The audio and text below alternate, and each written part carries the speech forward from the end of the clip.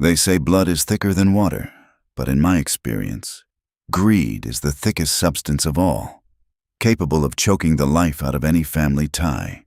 I spent 68 years building a foundation of concrete and quiet loyalty, only to watch my own brother try to tear it down for a taste of unearned luxury. Greg always thought I was just a boring, predictable old man with a modest pension and zero ambition. A fatal underestimation that would eventually cost him absolutely everything he cherished. I am Arthur. For over 40 years, I worked as a civil engineer for the state. My entire career was dedicated to understanding loads, stresses, and the absolute necessity of a solid base. I oversaw massive bridge projects, highway overpasses, and civic structures designed to withstand the brutal forces of nature. I knew what it took to make things last, to ensure that when pressure was applied, the structure would hold firm. If you build on sand, the house will fall. It is an unavoidable law of physics.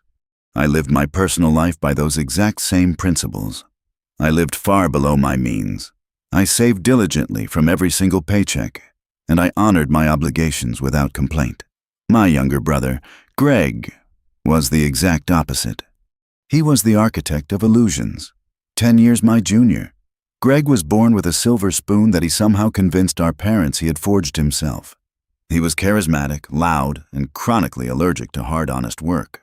While I was studying late into the night, crunching complex mathematical formulas to earn my engineering degree, Greg was talking his way out of detention, charming his teachers, and wrapping our mother and father around his little finger.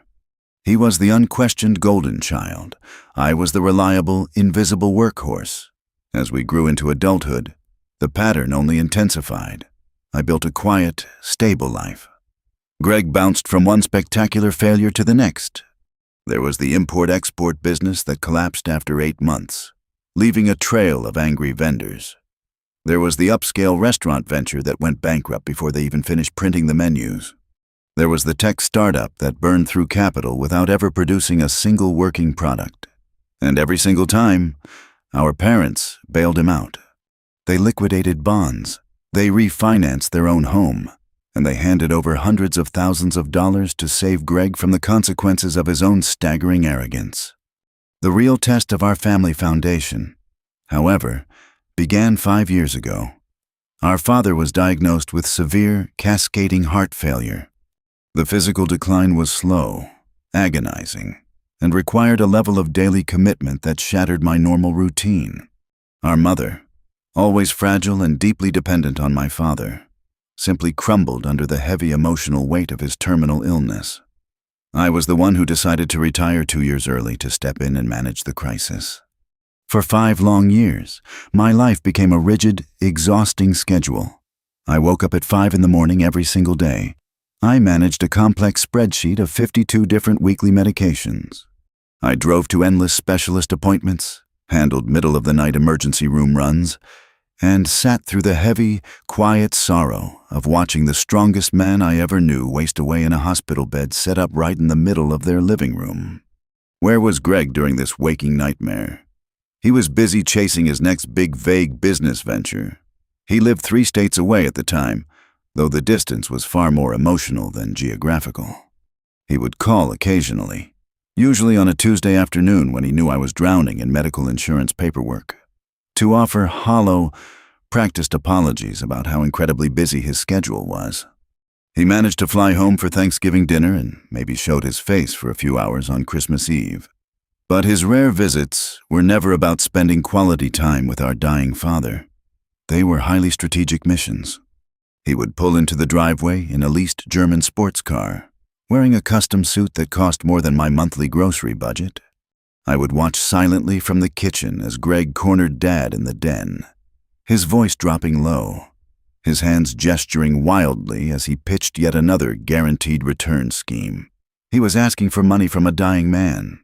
And Dad, weakened by illness and harboring a deep, misplaced guilt over Greg's constant failures, always found a way to write the check.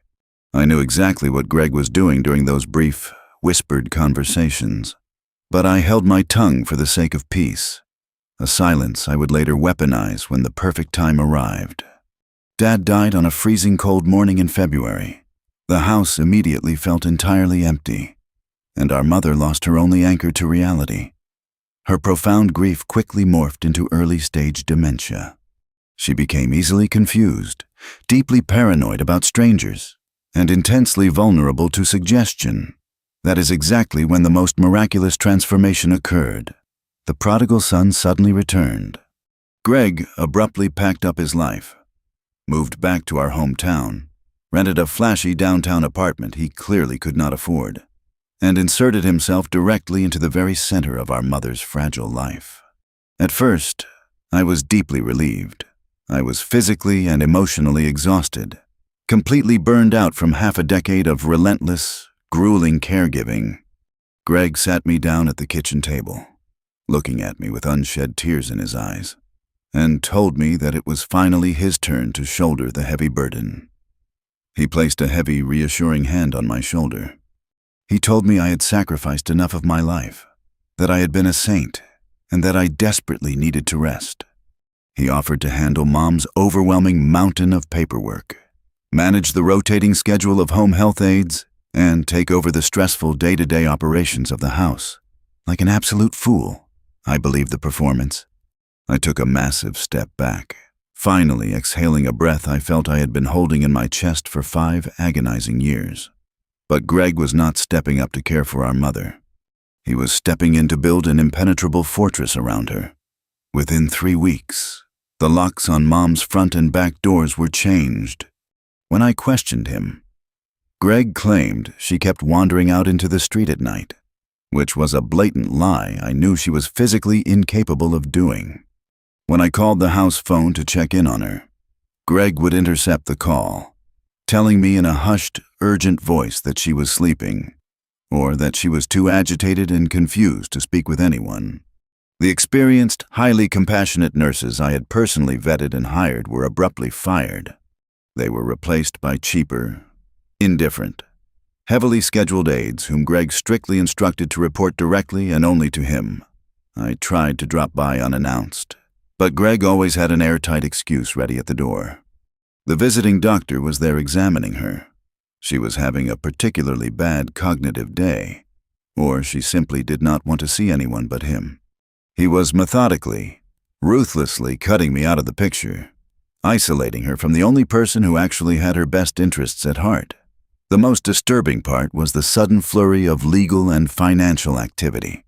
I discovered from a neighbor that Greg was frequently driving her to new, high-priced estate lawyers and private wealth bankers on the other side of the city.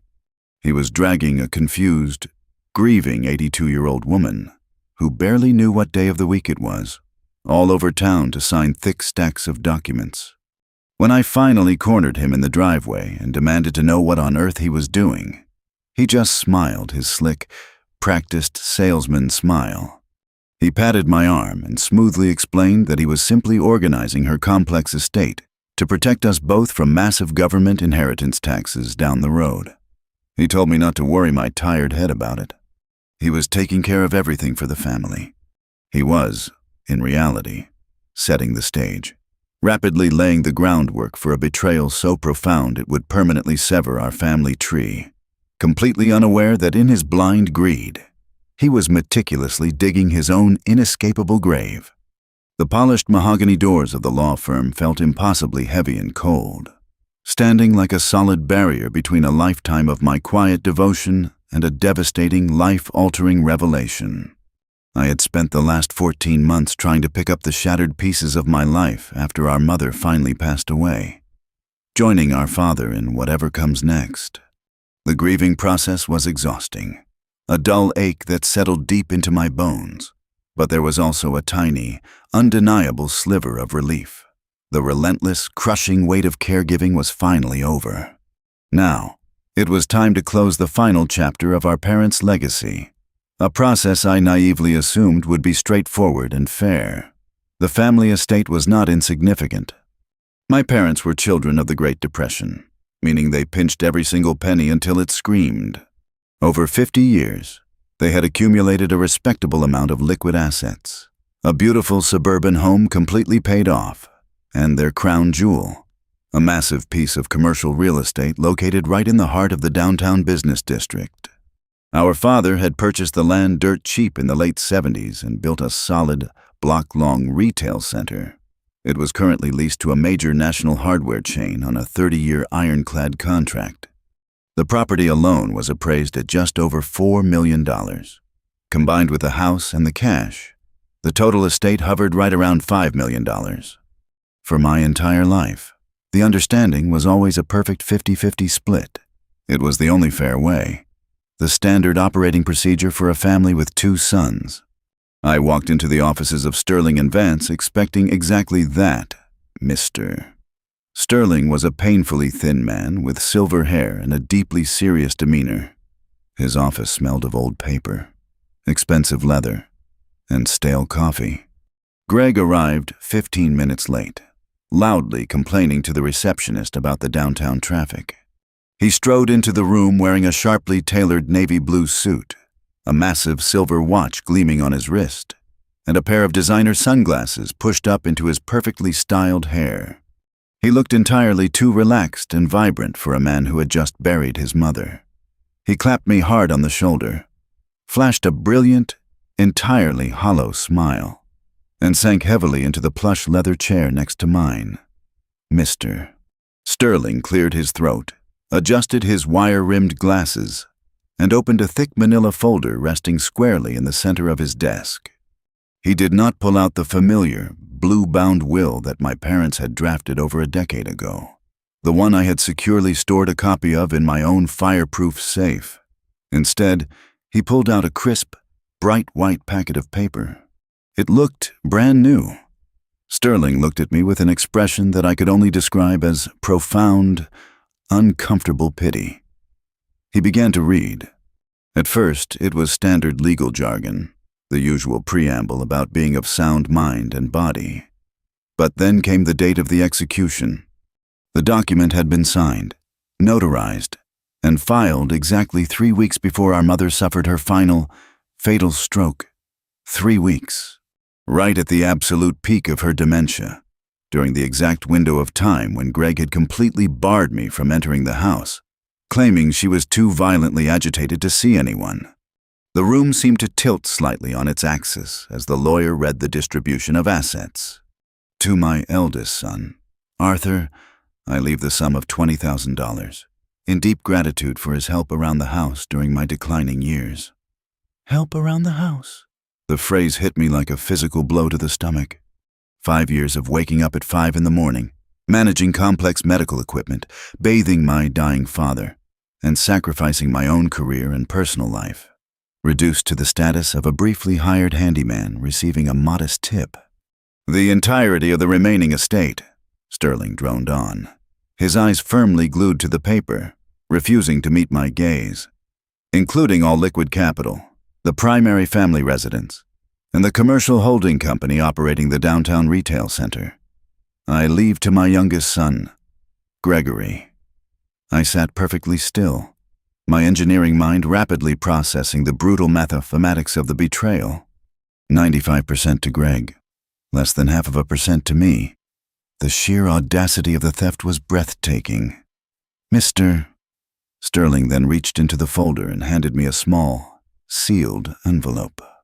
He quietly explained it was a personal letter attached to the will, meant exclusively for me. I tore open the flap. The handwriting belonged to my mother, though it was violently shaky, the letters barely holding their shape. But the vocabulary, the phrasing, and the cold logic were pure, unadulterated Greg. The letter stated that I was already settled in life. It claimed that because I had my government pension and my quiet little suburban house, I required nothing more. Gregory, on the other hand, had struggled so unfairly to find his footing in the world. Gregory needed this massive financial foundation to finally build his empire. The letter pleaded with me to understand that this completely unbalanced distribution was the only way to make things equal in the end. Equal? The word tasted like battery acid on my tongue. I slowly looked across the wide mahogany desk at my brother. Greg was looking down at his lap, trying incredibly hard to manufacture a somber, respectful expression. But he could not entirely control his features. The left corner of his mouth was twitching upward. He was fighting back a victor's smirk. In that fleeting second, the entire horrifying picture snapped into perfect focus. I knew exactly how he had done it. He had taken an 82-year-old woman whose brain was being aggressively ravaged by disease, isolated her from her primary caregiver, and relentlessly fed her a diet of calculated lies. He likely spent hours every single day convincing her that I was secretly wealthy, that I did not need her money, and that if she did not give everything to him, he would end up homeless and destitute on the street. He badgered a dying, terribly confused woman until she simply broke down and signed the papers just to make the relentless psychological pressure stop. A white-hot, blinding rage surged through my chest. My hands gripped the armrests of my leather chair so tightly my knuckles turned entirely white. Every instinct I possessed screamed at me to lunge across the desk, grab my brother by his expensive silk tie, and demand he confess to the profound elder abuse he had just orchestrated. I could easily contest the will. I had a mountain of medical records documenting her severe cognitive decline. I could hire a ruthless litigator, freeze the estate's assets, and drag this fraudulent document into probate court. We could spend the next 5 years locked in a bitter, highly public legal war. But as the initial wave of fury washed over me, a much colder, sharper thought firmly took root in the back of my mind instead. If I sued him, it would be a messy, public brawl. The legal fees would chew through a massive chunk of the estate. More importantly, Greg would absolutely thrive in that environment. He would play the role of the persecuted victim flawlessly. He would cry to the judge, whine to our extended relatives, and paint me as the greedy, jealous older brother trying to steal his rightful, dying mother's gift. He would drag our family name through the absolute gutter just to protect his stolen prize. I am a builder. I understand the mechanics of stress, weight, and failure. I looked at Greg, swimming in the arrogant euphoria of his unearned victory, and I realized something profound. Greg was a man whose entire existence was built on an illusion. He possessed absolutely no discipline, no financial literacy, and no restraint. Handing a man like Gregory $5 million was not giving him a gift. It was handing a pyromaniac a barrel of aviation fuel and a blowtorch. If I fought him now, I would only be trying to save him from himself. I would be providing a barrier that stopped him from jumping off the cliff. I took a slow, deep breath, forcing my heart rate to completely steady. I folded the patronizing, dictated letter, slipped it carefully into my breast pocket, and looked Mr. Sterling dead in the eye. I told him in a remarkably calm voice that the terms of the will were perfectly clear to me and that I had absolutely no objections. Greg's head snapped up, his eyes wide with profound shock. He had thoroughly braced himself for a screaming match. He had undoubtedly rehearsed a dozen different defensive arguments. Instead, I gave him total, unresisting compliance. I turned to my brother, extended my right hand, and offered him a warm, firm handshake. I looked him right in the eyes and sincerely congratulated him on his sudden windfall, wishing him the absolute best of luck with his new responsibilities. The confusion on his face was intensely satisfying. I calmly signed the required acknowledgement paperwork, accepted the pathetic $20,000 cashier's check from the attorney, and walked out of the stuffy office into the crisp afternoon air. I knew with absolute, unshakable certainty that his temporary triumph was merely the very first step in my meticulously designed demolition. He thought he had completely outsmarted the boring, predictable older brother, completely blind to the fact that I was already mentally calculating the structural load of his newfound arrogance, silently waiting for the inevitable, spectacular collapse. A fool and his money are soon parted, but I never expected my brother to accelerate the process with such breathtaking, arrogant speed. The ink was barely dry on the probate documents before Greg initiated a ruthless, wholesale liquidation of our family's entire history. He did not care about legacy. He did not care about the decades of blood and sweat our parents had poured into their assets. And he certainly did not care about maximizing the value of the estate. He only cared about cash, and he wanted it immediately. Within exactly 45 days, the modest, sturdy suburban home I grew up in was sold to a ruthless local developer. It was not sold to a nice young family looking to build memories. It was sold for the land value alone. And 2 weeks later, I drove by and watched an excavator tear through the living room where my father's hospital bed used to sit. The commercial real estate, the crown jewel of my father's careful planning, was next on the chopping block. Greg did not want the hassle of collecting a steady, guaranteed monthly rent for the next 30 years. He wanted a lump sum. He hired a discount broker and sold the retail center at a staggering 20% below market value, just to guarantee a 30-day cash closing. Almost overnight, Greg had nearly $5 million in liquid cash sitting in his bank accounts. For a man who had never successfully managed a checking account, it was an amount of money that completely detached him from reality. He immediately set his sights on the most exclusive, heavily guarded gated community in the county, a place called Whispering Ridge. It was an enclave built entirely for new money, filled with massive, architecturally confused estates. Greg purchased a sprawling 10,000-square-foot monstrosity that looked like a bad imitation of a European palace.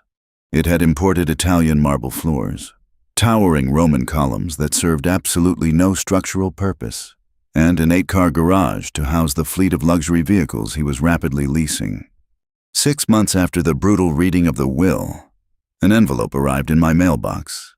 It was heavy, textured cardstock with embossed gold lettering. Greg was hosting an extravagant housewarming gala, and I was officially invited. It was not an olive branch. It was a thinly veiled summons. He wanted me there to witness his triumph, to stand in the shadow of his massive new castle and feel the crushing weight of my own mediocrity. He wanted to rub my face in the stolen wealth, to prove that his lifetime of manipulation had ultimately yielded a vastly superior result to my lifetime of quiet discipline. I RSVP'd yes immediately. I put on my standard 10-year-old gray suit, climbed into my incredibly reliable, thoroughly unpretentious sedan, and drove to Whispering Ridge. The scene at the mansion was nauseating.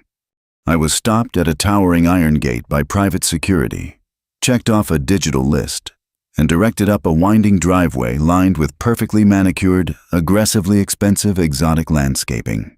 Valets in matching red vests swarmed my car the moment I parked, looking highly confused by my heavily miles-logged vehicle sitting amidst a sea of brand-new Maseratis, Porsches, and Range Rovers. I walked through the massive double front doors into a foyer that echoed like a cavern. A string quartet was playing in the corner, entirely ignored by the 100 or so guests crowding the room. Waiters carrying silver trays of champagne and caviar circled the floor. The crowd was composed entirely of hangers-on, local social climbers, and flashy opportunists who had suddenly discovered a deep, profound friendship with Gregory the moment his bank account swelled. Greg spotted me from across the room and immediately pushed his way through the crowd, his face flushed with alcohol and unfiltered vanity. He was wearing a custom-tailored burgundy velvet blazer and a heavy gold chain that rested over a crisp black shirt. He threw his arms out wide, his voice booming over the background music. He loudly welcomed his big brother to the estate, making absolute sure that the people standing nearby stopped to listen. He threw a heavy arm around my shoulders and forcibly guided me on a grand tour of his new empire. He pointed out the imported chandeliers that cost $50,000 apiece. He showed off the custom home theater with reclining leather seats and a screen the size of a billboard. He dragged me out to the sprawling patio to showcase the infinity pool that overlooked the valley, complete with a roaring fire pit and a fully stocked outdoor commercial kitchen.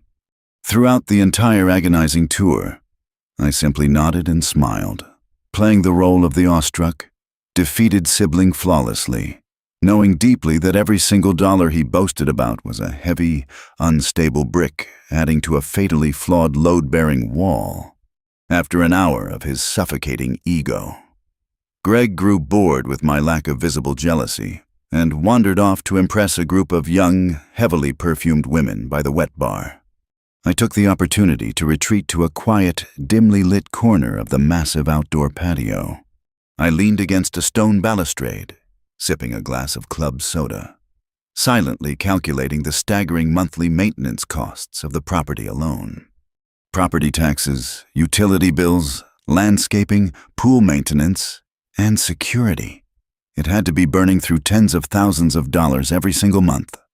$5 million is a lot of money, but it is not infinite, especially when spent with the reckless abandon of a drunken sailor.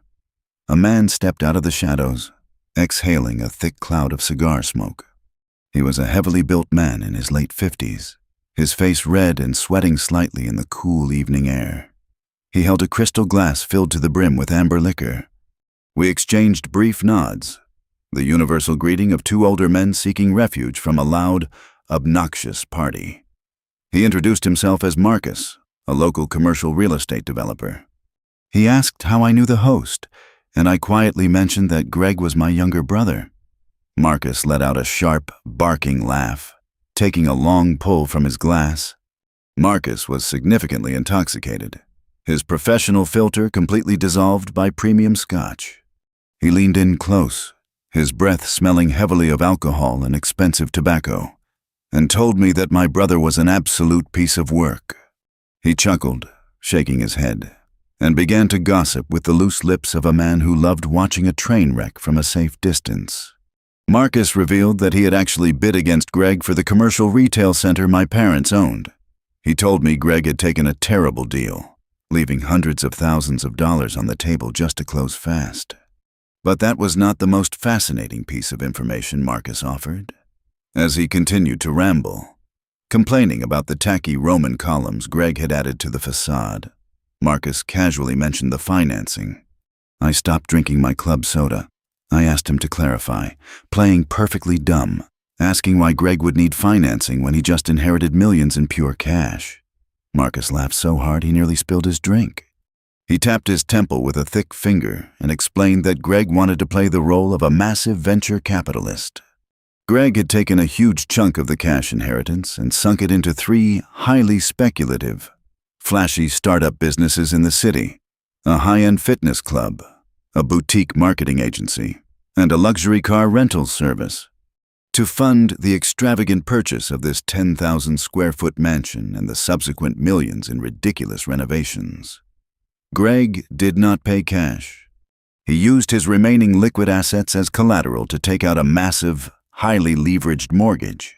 I asked Marcus, keeping my voice entirely level and casually curious, who on earth would underwrite such a massive, risky loan for a man with absolutely no steady income history? Marcus smirked and dropped the name that would change the entire trajectory of my life: Oak Creek Community Bank. It was a small, aggressively ambitious local lender operating 2 towns over. Marcus explained that Oak Creek was notorious in the local development scene for taking massive risks, handing out bloated loans with punishing variable interest rates to clients the major national banks wouldn't touch with a 10-foot pole. Greg had secured a short-term, high-interest bridge loan from Oak Creek, betting entirely on the fact that his new startup businesses would explode in value and generate the massive monthly income required to service the debt. The developer chuckled, calling my brother a walking financial liability, completely unaware that he had just handed me the exact structural blueprint I needed to orchestrate Greg's total, undeniable demolition. I thanked Marcus for the conversation, excused myself, and walked quietly back through the echoing, marble-floored halls of my brother's stolen castle. I did not say goodbye to Greg. I simply walked out the front doors, retrieved my modest sedan from the thoroughly confused valet, and drove back down the winding hill. The anger that had burned inside me for 6 months was completely gone, replaced by a cold, calculating, and profound sense of purpose. Greg had built his fortress on a foundation of toxic debt and sheer arrogance, and I finally knew exactly where the demolition charges needed to be placed. There is a dangerous misconception that a quiet life equates to a poor one. a fatal miscalculation that was about to become the absolute most expensive mistake of my brother's empty life. He looked at my 10-year-old sedan and my modest suburban home and saw a man who had completely failed to launch, completely blind to the financial leviathan resting just beneath the surface of my remarkably boring exterior. I never felt the need to wear my bank account on my wrist or park it in my driveway. For over 40 years, I took my substantial civil engineering salary and lived on exactly 30% of it. The remaining 70% went directly into the market, week after week, month after month. Without a single exception, I bought aggressive growth funds in the early 80s. I invested heavily in commercial real estate investment trusts when the market was down and everyone else was panicking. I capitalized quietly on the technology boom, never flinched during the inevitable economic crashes, and let the sheer, unstoppable mathematical magic of compound interest do the heavy lifting over 4 decades. My parents never knew, mostly because I did not want them treating me differently or begging for loans to constantly fund Greg's endless string of disasters. Greg certainly never knew. By the time I sat in that stuffy, mahogany-paneled lawyer's office and accepted a patronizing $20,000 check from my mother's stolen estate, my actual verifiable net worth was hovering right around $32 million. I was not just comfortable, I was an absolute financial fortress. And while Greg was busy trying to convince the local country club that he was a self-made titan of industry, I was quietly gathering the precise financial instruments required to permanently dismantle his paper kingdom. The morning after his ostentatious housewarming party, I brewed a pot of strong black coffee, sat down at my sturdy oak dining table, and turned my full, undivided attention to Oak Creek Community Bank. I did not just look at their glossy promotional website. I dug deep into their publicly available financial disclosures, their quarterly regulatory reports, and their local municipal filings. I spent 3 weeks meticulously reverse engineering their balance sheets, applying the exact same rigorous structural analysis I used to use when calculating the load-bearing capacity of a massive suspension bridge. What I found was a classic, terrifying financial structure built entirely on shifting sand. Oak Creek was a small, aggressively ambitious regional lender that had gotten incredibly greedy over the past 5 years. They had systematically underwritten dozens of massive, high-risk commercial loans to local developers who were now severely struggling to finish their residential and commercial projects. The bank was severely overleveraged, choking on a massive, toxic portfolio of bad local debt, and bleeding liquidity at an alarming rate. They desperately needed a massive, immediate injection of hard cash to keep the federal regulators off their backs and their doors open. They were fundamentally weak. They were sweating panic, and most importantly, they held the exclusive paper to my brother's 10,000-square-foot ego. But I knew I could not strike just yet. Timing in controlled demolitions is absolutely everything. You have to let the target weaken its own supports before you trigger the final charges. So, I decided to wait in the shadows. I knew with absolute certainty that Greg's flashy new business ventures would not last the year. It took exactly 11 months for the spectacular rot to fully show through the cheap gold plating. The high-end fitness club was his first catastrophic failure. Greg had signed a brutal, unbreakable 10-year commercial lease and spent $600,000 on imported Italian workout machines and a custom juice bar.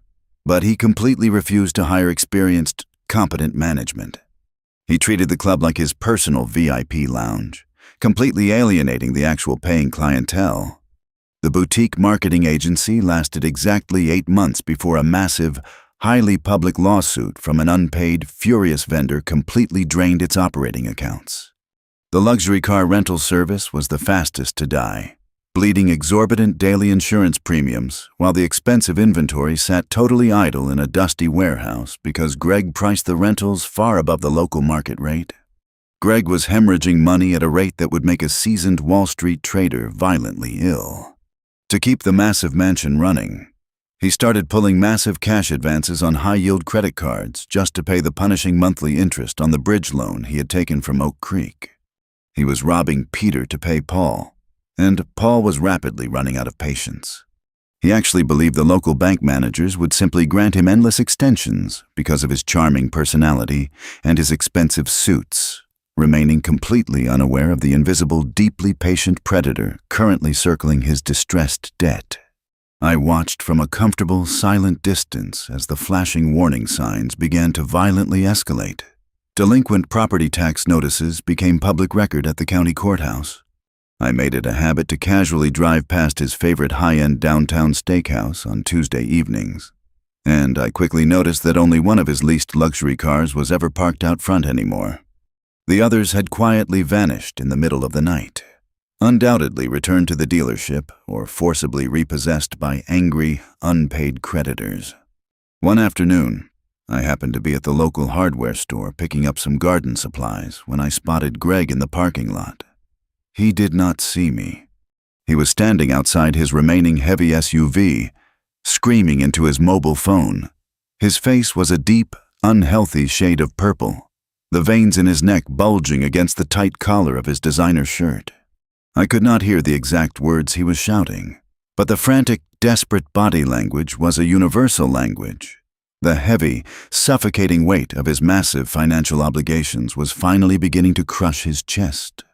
The facade was loudly cracking, revealing the terrified, incompetent little boy underneath who had always relied on mommy and daddy to write a blank check and make the scary consequences magically go away. But our parents were gone. Their wealth was thoroughly squandered, and there was absolutely no one left on earth to bail him out. Yet, his staggering, blinding arrogance refused to let him accept defeat and downsize. Instead of putting the mansion on the market, taking a painful financial loss, and cutting his massive liabilities, he doubled down on the illusion. He threw another lavish, fully catered summer party, ordering top-shelf liquor and hiring a live 10-piece band on maximum credit just to project an aura of absolute financial dominance to his fake friends. He was standing directly on a trapdoor, happily tightening the thick rope around his own neck, and completely oblivious to the fact that I was the one calmly reaching for the lever.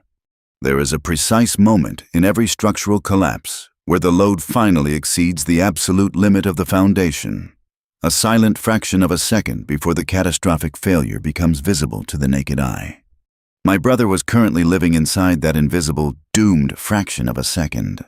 He still believed his aggressive charm and expensive suits could bend the unforgiving rules of mathematics, entirely unaware of the catastrophic legal avalanche I was quietly positioning directly above his arrogant head. I did not act with the hot, unpredictable energy of a vengeful man. I acted with the cold, calculated precision of a master engineer preparing a controlled demolition. The very next morning, I drove my heavily miles-logged sedan into the towering financial district of the city and parked in a subterranean garage. I took the express elevator to the 42nd floor, stepping into the hushed, ultra-luxurious lobby of my private wealth management firm. My primary advisor was a ruthlessly efficient, brilliant man named Harrison. For over 2 decades, Harrison knew me strictly as a conservative investor, a quiet, polite man who preferred municipal bonds, low-risk mutual funds, and guaranteed returns. When I walked into his massive, mahogany-paneled boardroom and told him I wanted to execute a highly aggressive, predatory acquisition of distressed commercial debt, he nearly dropped his imported pen. Harrison sat across from me in total shock as I calmly laid out the blueprints for my brother's total destruction. But I did not come to him for financial advice or moral approval. I came to him for absolute, overwhelming legal firepower. At my strict request, Harrison had assembled a team of 3 elite corporate attorneys. These were not the kind of lawyers who handled simple wills or minor contract disputes. These were apex predators in bespoke suits, men and women who specialized in hostile corporate takeovers, impenetrable legal shielding, and ruthless debt acquisition. They were exactly the type of people my brother liked to pretend he was, except they actually possessed the lethal intelligence to back it up. The lead attorney, a razor-sharp woman named Evelyn, sat with a notepad in front of her. I placed a heavily researched dossier on Oak Creek Community Bank right in the center of the polished conference table. I looked Evelyn dead in the eye and explained my plan with zero hesitation or emotion. I instructed her to orchestrate the immediate creation of a completely anonymous holding company. I wanted a corporate structure so heavily layered, registered in a state with impenetrable privacy laws, that God himself would need a subpoena to trace the ownership back to me. The entity would be named Apex Management Group. Once the corporate shield was perfectly forged, I wanted to take a massive, irresistible pile of hard cash and walk right through the front doors of the failing, desperately over-leveraged local bank. I authorized Harrison to liquidate exactly $12 million from my most conservative bond portfolios, converting it into immediate, aggressive, liquid capital. The lawyers were incredibly intrigued. I handed Evelyn a list of 20 severely distressed commercial and jumbo residential properties currently financed through Oak Creek. I explained to her that local banks do not like selling single toxic mortgages. They strongly prefer to offload their bad debt in bulk packages to clear their ledgers entirely before federal auditors discover their incompetence. My list included 19 other severely delinquent loans, a half-finished strip mall, a failed residential subdivision, a bankrupt warehouse facility, to expertly camouflage my true target. I pointed a heavy finger squarely at the 10th item on the list. The 10,000-square-foot mansion sitting in the Whispering Ridge gated community. I made it absolutely, undeniably clear to Evelyn that my brother's estate was the absolute crown jewel of the entire acquisition. I did not care if she had to aggressively overpay for the rest of the garbage on the list. If Greg's mortgage was not included in the final, signed bundle, the entire $12 million deal was instantly dead.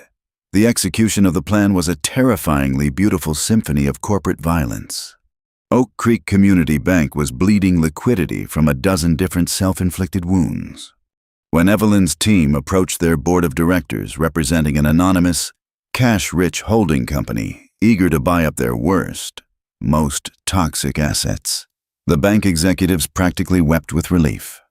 They were so utterly desperate to save their own careers and pass their upcoming federal stress tests that they did not even question why Apex Management Group was so eager to take out their trash. They agreed to sell the bundle of distressed debt for 60 cents on the dollar. The negotiations took exactly 14 days.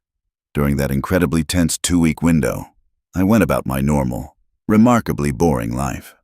I woke up at dawn. I tended to my small backyard tomato garden. I read thick historical biographies on my quiet back porch, and I played the role of the oblivious, poor older brother flawlessly.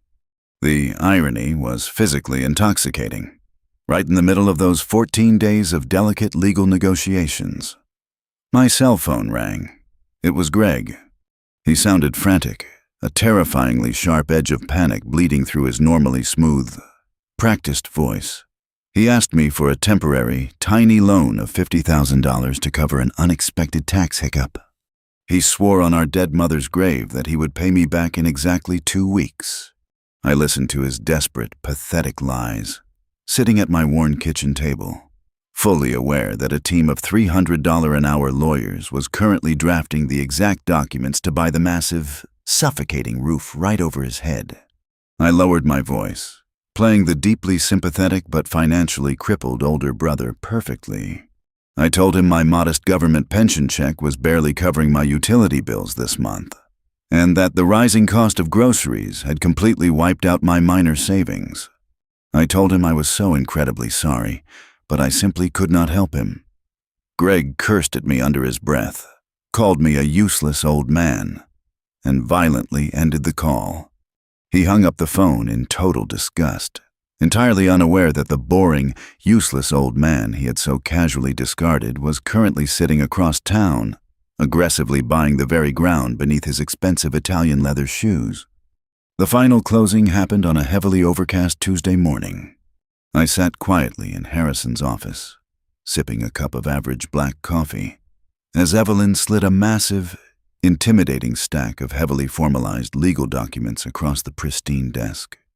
The papers were stamped, notarized, and entirely ironclad.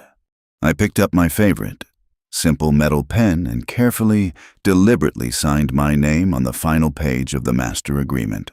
formally binding the massive financial transaction to the anonymous, heavily armored shell of Apex Management Group.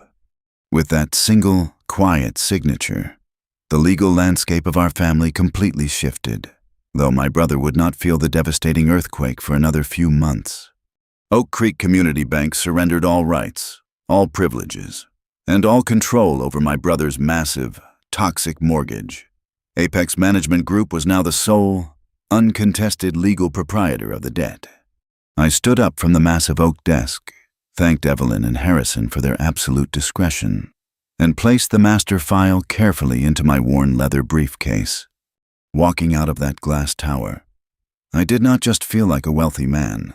I felt a profound, terrifyingly calm sense of absolute power wash over me. I did not just own a heavy stack of expensive legal paper. I owned the massive walls of his ostentatious castle. I owned the imported marble floors he proudly walked on. And I owned the heavy custom mahogany doors he used to lock the rest of the world out.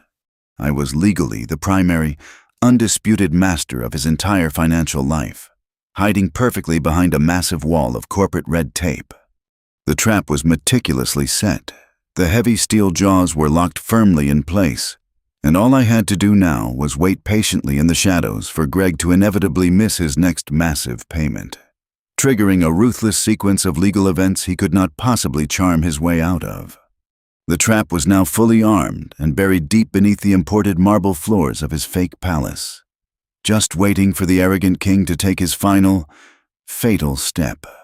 I knew the exact day his world would begin to violently fracture, because I held the trigger perfectly steady in my right hand. The beauty of mathematics is that it possesses absolutely zero empathy, and the crushing weight of compound interest does not care how expensive your suit is or how loudly you demand to be respected. The first missed payment arrived exactly when I calculated it would. 30 days past the due date, the massive, staggering monthly sum required to service his bridge loan simply failed to materialize in the holding accounts of Apex Management Group. I imagined Greg sitting in his cavernous home theater, entirely unbothered by the late notice, thoroughly convinced he was playing a brilliant game of high-level financial chess. In his twisted, incredibly privileged reality, bills were simply suggestions, and deadlines were flexible concepts meant only for the working class. He genuinely believed he could stall, charm, and negotiate his way out of the deficit, just as he had done for his entire pathetic life. 60 days passed. The massive penalty fees automatically triggered, stacking aggressively on top of the principal balance. The silence from his end remained absolute. I continued my daily routine, brewing my cheap grocery store coffee and reading the morning paper, while Harrison and Evelyn sent me weekly, highly encrypted updates regarding the distressed asset. They asked if I wanted to initiate contact, to send a gentle warning letter to rattle his cage. I firmly instructed them to do absolutely nothing. You do not interrupt an enemy when he is busy destroying himself. I wanted him to feel secure, to dig the hole so incredibly deep that the sunlight would completely disappear from view. While he was ignoring the massive red flags, I was quietly drafting the final architectural plans for a structure he would never see coming until it crushed him completely. Then came day 90. 90 days is the magic, unforgiving threshold in the world of commercial and jumbo residential lending. It is the exact moment a late payment legally transforms into a hard, undeniable default. The heavy steel doors finally slammed shut, locking him inside the very cage he had spent $5 million to build. The reality of his situation must have suddenly pierced his thick armor of denial, because on day 92, Evelyn received a frantic, heavily worded digital transmission from Greg's supposed legal team. It was a pathetic, transparent document begging for a massive 6-month grace period and a total restructuring of the loan terms. The letter blamed temporary market fluctuations, unforeseen liquidity bottlenecks, and the harsh local business climate for his sudden inability to pay. He offered absolutely zero additional collateral. He just wanted a free pass, fully expecting the local, small-town bankers he originally dealt with to simply roll over and grant him the extension out of sheer intimidation. Evelyn forwarded the pathetic request directly to my secure inbox.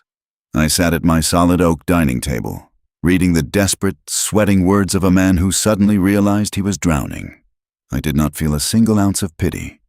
I felt the cold, profound satisfaction of a master builder watching a poorly designed bridge finally buckle under its own impossible weight.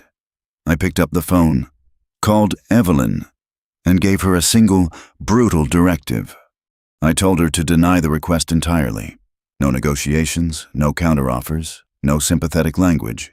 Exactly 4 hours later, Apex Management Group fired back a standard, terrifyingly cold, boilerplate rejection.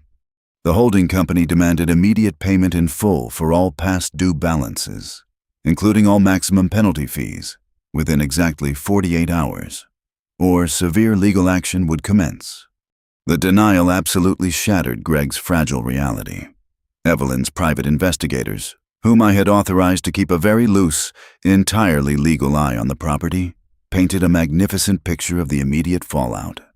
Greg did not respond to the email. Instead, he reverted to his oldest, most reliable tactic. He threw a massive, unhinged physical tantrum. He drove his one remaining leased vehicle down to the local downtown branch of Oak Creek Community Bank. He burst through the heavy glass doors of the lobby, completely bypassing the line of regular customers, and began screaming at the top of his lungs. He demanded to speak to the branch manager immediately. He loudly threatened to pull all of his massive, entirely non-existent investment accounts from the institution.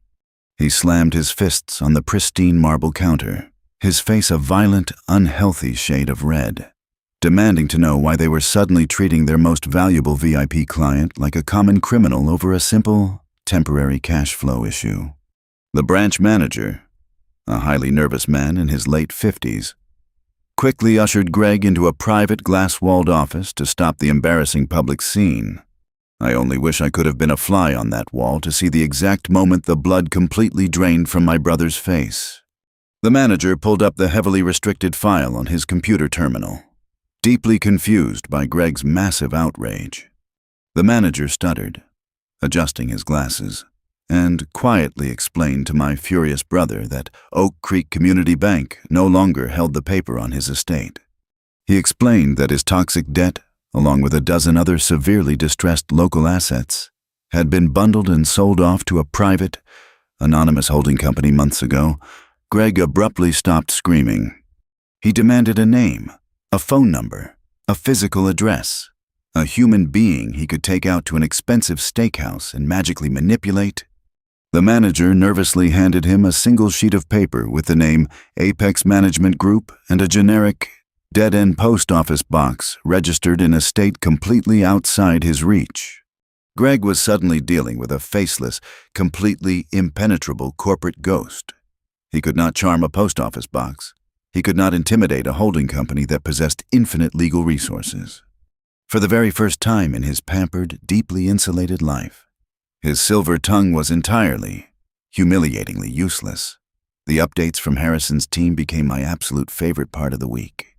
The dominoes were falling with magnificent, terrifying speed. Because Greg was utterly incapable of securing the massive cash injection needed to satisfy the holding company, the devastating ripple effects violently tore through his fake empire. Within exactly 2 weeks of the official default, the massive credit lines he had been surviving on snapped completely shut. The national banks got wind of his jumbo mortgage default and instantly froze his premium credit cards. He could no longer float his expensive lifestyle on borrowed plastic. Then came the repossessions. He still clung desperately to the desperate hope that some rich investor friend would swoop in to save him at the final hour, blissfully ignorant of the absolute iron grip I had securely fastened around his financial throat. But his rich friends suddenly stopped returning his frantic phone calls. They smelled the overwhelming stench of failure, and they scattered like roaches in the daylight. Under the cover of darkness, exactly 3 weeks after the bank tantrum, 2 massive heavy-duty tow trucks idled quietly outside the towering iron gates of Whispering Ridge. The private security guards, presented with absolute ironclad court orders from furious leasing companies, buzzed the trucks right through. They backed up the long, winding, perfectly manicured driveway.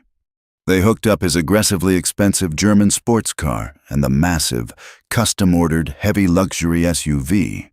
The tow operators worked with silent, practiced efficiency.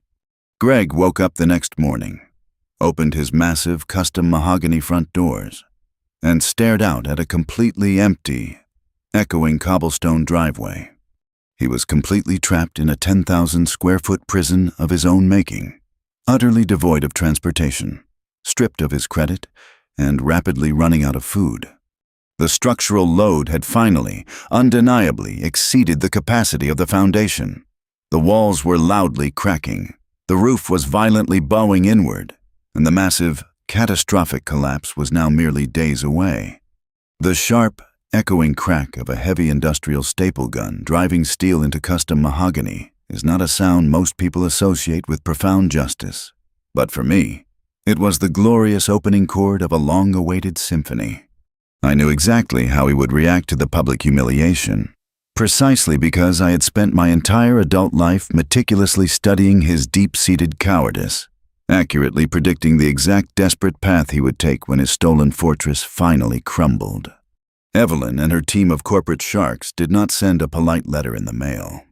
When dealing with a severely delinquent, highly hostile debtor who ignores all digital communication, the legal protocols require a much more physical, undeniable touch. On a crisp, beautifully sunny Thursday morning, a licensed county process server drove past the imposing iron gates of Whispering Ridge. He walked straight up the sprawling cobblestone driveway, entirely unbothered by the sheer scale of the 10,000-square-foot monstrosity looming above him. He carried a thick stack of bright yellow, legally binding paper, with 3 loud, violent thwacks of a staple gun. The official notice of foreclosure was permanently affixed to the center of Greg's massive, $50,000 front doors. The public spectacle was entirely intentional. In an exclusive neighborhood where appearances are the absolute only currency that matters, a neon yellow foreclosure notice is the equivalent of a blazing distress flare. Neighbors walking their pedigreed dogs saw it. Delivery drivers saw it. The private security guards definitely gossiped about it. Greg, trapped inside his cavernous, unfurnished castle without a single vehicle to his name, was forced to walk out onto his massive stone porch and physically rip the humiliating document from his own front door. I sat in my modest suburban living room, sipping a cup of cheap drip coffee, waiting for the inevitable aftershock. A cornered animal will always return to the very last place it found shelter, and for 50 years, our family had been Greg's absolute safety net. It took exactly 48 hours for his desperation to override his staggering pride. I was in my small backyard, quietly pruning a row of overgrown rose bushes, when an aggressively battered, yellow city taxicab pulled to a hard stop in front of my house. The juxtaposition was almost too perfect to believe. The golden child, the master of the universe who threw lavish catered galas just months ago, was now violently arguing with a cab driver over a $30 fare. Greg stumbled up my cracked concrete walkway. He looked absolutely horrific. The sharp, custom-tailored suits were gone, replaced by a wrinkled, sweat-stained polo shirt and unwashed jeans. His perfect hair was a chaotic, greasy mess. The heavy gold chain around his neck looked less like a symbol of wealth and more like an anchor dragging him straight to the bottom of the ocean. His eyes were bloodshot, darting around with the frantic, terrified energy of a man completely out of options. I wiped the dirt from my gardening gloves, walked slowly to the front gate, and asked him what on earth he was doing here on a Tuesday afternoon. He did not offer a greeting. He did not ask how I was doing. He shoved past me, marching directly into my small, quiet kitchen, completely bringing the frantic, toxic energy of his collapsing world into my peaceful sanctuary. He collapsed heavily into one of my worn oak dining chairs, buried his face in his trembling hands, and let out a long, ragged, theatrical sob. I poured him a glass of tap water, set it silently on the table, and took a seat across from him. I asked him, keeping my voice incredibly gentle and thoroughly laced with artificial concern, what was wrong. The dam completely broke. Greg launched into a breathless, wildly erratic tirade. He played the role of the innocent, violently persecuted victim flawlessly. He ranted about the corrupt local economy, the completely unfair federal interest rates, and the absolutely massive conspiracy against small business owners. He completely glossed over his catastrophic failures, his staggering incompetence, and his absurdly lavish spending habits. According to Greg, he had done absolutely everything right. Then, he brought up the bank. He slammed his fist weakly against my table, his voice cracking with genuine panic. He told me that Oak Creek Community Bank had illegally, unethically sold his mortgage to a shadow corporation. He spat the name Apex Management Group like it was poison. He claimed this faceless, evil entity was operating completely outside the law, refusing to negotiate with a respectable businessman, and aggressively trying to steal his magnificent estate right out from under him. He painted Apex Management Group as a ruthless monster, entirely unaware that he was currently sitting at the kitchen table sharing a glass of tap water with the beast itself. After 10 minutes of exhausting, self-pitying verbal diarrhea, he finally arrived at the exact destination I had spent months anticipating, the grand pitch. He leaned across the small table, his bloodshot eyes locking onto mine, reeking of stale sweat and profound desperation. He begged me for a loan. He did not ask for a few $1,000s to buy groceries or pay for a rental car. He asked me, with a completely straight face, for $500,000. He promised me, swearing on the sacred memory of our deceased parents, that it was merely a short-term bridge loan. He claimed he just needed enough liquid capital to satisfy the greedy corporate vultures at Apex Management, stop the foreclosure process, and buy himself exactly 6 months to liquidate his non-existent commercial assets. He promised me a ridiculous 20% return on my investment. He literally begged, tears streaming down his flushed cheeks, pleading with me to save his life. I sat perfectly still, letting his pathetic, empty promises hang in the quiet air of my kitchen. I felt a deep, powerful surge of absolute vindication. He had finally brought himself down to his knees, begging the very brother he had so ruthlessly discarded for salvation. I looked him dead in the eye, channeling every single ounce of my lifelong discipline, and played my final, devastating card. I let out a heavy, incredibly sad sigh. I slumped my shoulders forward, adopting the posture of a weary, defeated old man. I told him that my heart was completely broken for him. I told him it sounded like an absolute nightmare, a terrible injustice perpetrated by a greedy corporate machine. Then, I lowered my voice to a harsh, painfully honest whisper. I reminded him that I was just a retired civil engineer living on a fixed, heavily taxed government pension. I reminded him that my savings account was barely enough to cover a new roof if a bad storm hit. And then, I delivered the fatal, undeniable blow. I leaned forward and softly reminded him of the incredibly clear, legally binding words our mother had dictated in her final will and testament. I reminded him that I had only inherited $20,000 for my years of dedicated service. I told him that I had used that tiny, pathetic sum to finally pay off my modest car loan and fix my aging furnace. I looked at my brother, whose face was rapidly draining of all color, and told him that our mother explicitly gave him the entire $5 million estate because he was the only one capable of building a massive empire. I told him I literally possessed nothing left to give. The silence that followed was entirely deafening. The frantic, hopeful energy instantly vanished from his eyes, replaced by a cold, sudden, and terrifying realization. The well was completely, permanently dry. The safety net that had caught him every single time he jumped for 50 years was finally, entirely gone. His sorrow instantly curdled into a vicious, white-hot rage. The victim mask violently fell away, revealing the deeply entitled, arrogant monster underneath. Greg stood up so fast his heavy oak chair crashed backward onto the linoleum floor. He pointed a trembling, furious finger directly at my face. He screamed that I was completely useless. He called me a pathetic, small-minded failure who had absolutely no idea how the real world worked.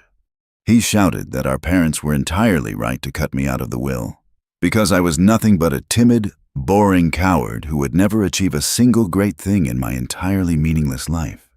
I simply sat there, my hands folded neatly on the table, absorbing his venom without flinching. His insults meant absolutely nothing to me, because they were the hollow, dying shrieks of a completely vanquished enemy. Greg turned on his heel, kicked the fallen chair out of his way, and stormed out of my house, slamming my front door so hard the framed photographs on the wall violently rattled. I stood up, walked calmly to the front window, and watched him aggressively yank open the door of the waiting taxi. He was screaming at the driver before he even fully sat down. As the battered yellow cab sped away down my quiet suburban street, carrying the broken remains of my brother's stolen legacy, I smiled, a genuine, deeply peaceful smile. He had just hammered the final, undeniable nail into his own coffin, completely sealing his fate, utterly blind to the absolute legal apocalypse waiting for him at the private county auction block next week. The sharp, wooden crack of a county judge's gavel is the most terrifying sound in the world when it is finalizing your absolute ruin. Yet it is profoundly beautiful when it seals a flawless victory. The foreclosure auction was not a grand, dramatic event. It took place in a stuffy, windowless room at the municipal courthouse on a dreary Thursday morning. I did not attend personally. I sat in Harrison's pristine corporate boardroom, drinking a cup of premium black tea, while Evelyn handled the absolute finality of the transaction, because Apex Management Group already held the entirety of the distressed debt, and because the massive property was so severely underwater with zero competing local bids. My holding company took full, uncontested legal ownership of the 10,000 square foot estate for exactly the remaining balance of the defaulted loan. The transition of power was entirely silent. One moment, Greg was an arrogant king inside a stolen castle. The next, he was legally trespassing on my private property. I instructed Evelyn to file the immediate writ of possession. He had exactly 72 hours to completely vacate the premises. A brutal countdown that would finally reveal exactly what a man values when he has absolutely nothing left to hide behind. Eviction day arrived with a cold, biting wind that felt entirely appropriate for the occasion. I wore my favorite, heavily worn brown corduroy jacket and drove my heavily miles-logged sedan up the winding, exclusive roads of Whispering Ridge one last time. The private security guards at the towering iron front gate did not stop me or ask for my invitation. Evelyn had already provided their corporate office with the certified court orders and the brand new deed of ownership. They simply pressed a button and waved me through, their eyes wide with poorly concealed neighborhood gossip. When I pulled into the massive cobblestone driveway, 2 county sheriff's cruisers were already parked near the grand entrance. The deputies, stern men in heavy dark uniforms, were standing by the towering front stone porch, arms crossed against the morning chill, waiting for the scheduled deadline to officially strike. I parked my modest car right in the absolute center of the driveway, a stark, poetic contrast to the massive, empty space where his fleet of luxury-leased vehicles used to sit. I walked up the wide stone steps, nodding politely to the deputies. I did not need to wait for anyone to open the massive custom mahogany front doors. I possessed the master keys, freshly cut by a discreet locksmith Evelyn had dispatched at the break of dawn. I unlocked the heavy doors and pushed them open. The cavernous foyer echoed with a hollow, deeply sad emptiness. All the expensive, rented furniture was completely gone, likely repossessed by angry local staging companies. The imported $50,000 chandeliers cast a cold, harsh light on the Italian marble floors. I found Greg in the massive primary bedroom upstairs. He was frantically shoving a chaotic mess of designer shirts, silk ties, and expensive colognes into a single, scuffed leather suitcase. He looked like a wild animal cornered in a steel trap he still fundamentally did not comprehend. When he heard my heavy footsteps echoing on the hardwood floor, he spun around, his face instantly twisting into a mask of pure, unadulterated hatred. He sneered, his voice echoing loudly off the bare walls. violently demanding to know what on earth I was doing there.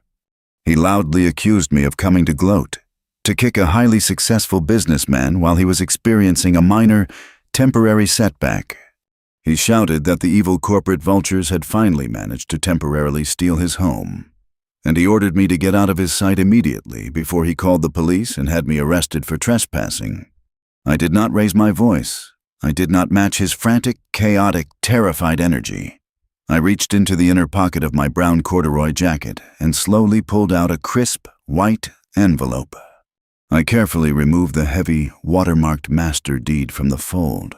I walked deliberately across the massive, empty room, stopping exactly 3 feet away from my trembling brother. I held the thick document up, ensuring the bright overhead lights perfectly illuminated the official county seals, the notarized signatures, and the heavy black ink. I told him, in a voice as calm and unshakable as a pouring concrete foundation, that the police were already outside, patiently waiting to escort him off the premises. I told him he was absolutely right about the corporate vultures. I explained that Apex Management Group was a highly aggressive, incredibly wealthy holding company that specialized in buying toxic debt from dangerously incompetent fools. Greg stared at the paper, his bloodshot eyes darting frantically over the dense legal jargon. His brain, heavily clouded by years of absolute arrogance and severe delusion, was struggling immensely to process the visual information. He asked me, his voice suddenly dropping to a hoarse, trembling whisper, how I managed to get a copy of his private foreclosure papers. I smiled. It was not a cruel or vicious smile, but a deeply satisfied, profoundly weary expression of a master builder who had finally finished a lifelong, exhausting project. I looked him dead in the eye and told him I did not just have a copy of the papers. I told him I signed them. I told him that I was Apex Management Group. The absolute silence that rushed into the empty room was heavier than solid lead. I watched the blood completely drain from his face in real time, leaving his skin a sickly, pale gray. His jaw literally dropped, his eyes widening in pure, unadulterated terror as the massive, impossible reality violently crashed down upon him. I did not let him speak. I methodically, coldly dismantled every single illusion he had left. I told him about the $32 million I had quietly amassed over 4 decades of highly disciplined, incredibly boring work. I told him exactly how I hired an elite team of ruthless corporate lawyers to track his pathetic, highly leveraged local bridge loan. I told him how I walked into Oak Creek Community Bank with $12 million in hard liquid cash and explicitly purchased his toxic debt for exactly 60 cents on the dollar. I leaned in slightly, lowering my voice to a sharp, unforgiving whisper. I told him that every single time his desperate requests for an extension were coldly denied. It was my voice giving the strict order. I told him that when he sat crying at my small kitchen table, begging me for $500,000. I already legally owned the very roof over his arrogant head. I told him that the money he manipulated our dying, terrified mother into stealing from my rightful inheritance was the exact same money I used to permanently seal his financial coffin. He stumbled backward, his legs suddenly giving out completely, and he collapsed hard onto the bare mattress of his stripped bed. He could not form a single coherent word. He just stared at me, his mouth opening and closing silently, completely paralyzed by the sheer, overwhelming magnitude of my retaliation. There was no screaming match. There was no physical altercation. The absolute, terrifying weight of the truth completely crushed whatever pathetic fight he had left in him. He finally realized that the quiet, boring, highly predictable older brother he had relentlessly mocked and stolen from his entire life was, in reality, the master architect of his total, undeniable ruin. The heavy, authoritative footsteps of the sheriff's deputies echoed loudly on the sweeping stairs. They appeared in the bedroom doorway, their hands resting casually on their leather utility belts, and formally announced that the eviction deadline had officially passed. They firmly instructed Greg to take his single suitcase and vacate the property immediately. Greg did not look at me again. He slowly zipped his heavy leather bag, his hands shaking violently, and walked out of the bedroom with his head hung entirely down, flanked closely by the armed officers. I followed them quietly down the grand staircase, watching my brother walk out the massive custom mahogany front doors for the absolute final time, carrying absolutely nothing but the clothes on his back and the crushing weight of his own profound failures. I stood completely alone in the center of the cavernous foyer. The heavy doors clicked firmly shut behind him, sealing the perfect silence inside the estate. I did not feel angry anymore. I did not feel sad. I felt a profound, deeply resonant sense of absolute structural integrity. The rotten wood had been completely removed. The toxic foundation was entirely leveled. And true, undeniable justice had finally been served. I owned the castle, but far more importantly, I owned the absolute peace of mind knowing the balance of the universe had been perfectly, permanently restored. Thank you all so incredibly much for listening to my story today. I truly hope it brought you the same deep sense of closure and satisfaction it brought me. If you enjoyed this journey, please make sure to like the video, subscribe to the channel, and share this story with anyone who needs a firm reminder that the quiet ones always win in the end. Please leave a comment down below with the word karma so I know you made it all the way to the absolute end. And please do not forget to hit that hype button so this video can reach more viewers who appreciate a deeply satisfying resolution.